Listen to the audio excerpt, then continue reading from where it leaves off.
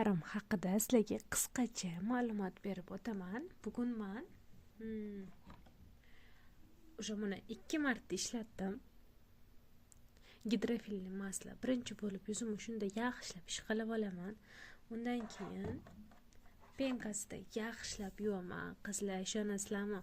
Yuzim yaltirab, tiniq, iporalarim top-toza bo'lganini va yuzim nafas olayotganini his qilaman. Undan keyin tonik suraman. Buni уже davno olgandim, уже ozgina qoldi. Tonikdan keyin mana men bu ampulani ishlatib ko'rdim. Mana qizlar, уже buni 4 marta ishlatdim. Judayam effekti zo'r, yuzim yaltirab, iporalarni niatinamid bo'lgani uchun sal kichkinalashtiryapti. Undan keyin mana maslahat beraman qizlar sizlarga. Buni ishlatishdan oldin birinchi xolodilnikka qo'yib qo'yinglar.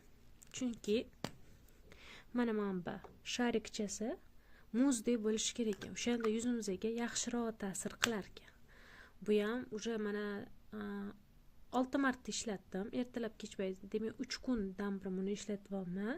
Уже ko'zimni tagidagi qoralar ancha, ko'karishlari, qorayishlari ancha ketgan. Ulardan keyin mana bu kremni suraman va pishi zo'r qizlar, ishonasizlarmi? Yumshoqqina, yengil yotadi, yuzingizda og'irlik qilmaydi. Xuddi surdingiz surmadingiz anaqa qilmaydi. Chuqur namlantirib, zo'r qilib qo'yar ekan. Maslahat beraman buni ham olishni. Ulardan keyin esa mana men bu SPF ishlatyapman. SPF va pishi zo'r ekan.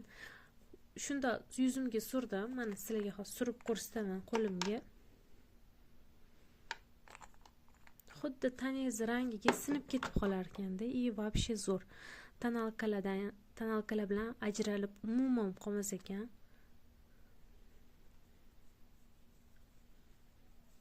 Mana. Что surdim, что surmadim. Вообще zo'r. Bir xil SPFlarni ko'p SPFlarni ishlatganman, tonalkadan ajralib qoladi-da, qanaqadir kamochuk bo'lib qoladi tonalka yuzingizda.